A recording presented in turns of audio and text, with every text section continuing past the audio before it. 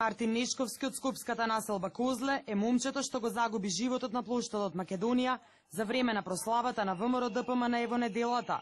Обдукцијата покажала дека на момчето му бил скршен носот, а левата страна од телото му била речиста.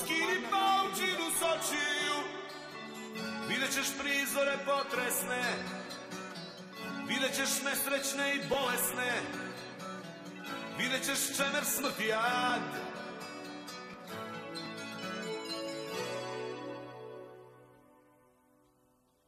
Pogledaj stado anđele, sve sami bogaji prosjaci, slepi tumaju gomili, svima su kičmu polomili, od tebe očekuju spas.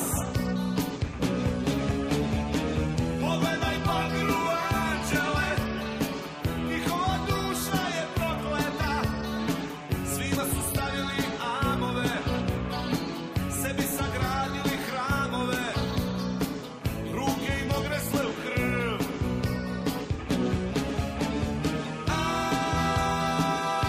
Anđele,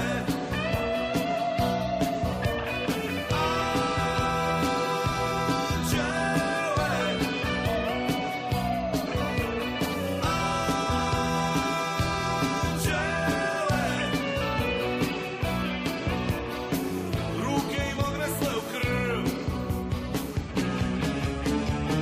Podigni mač svoje anđele, seti se krstaških ratova, seti se prekvanih vratova.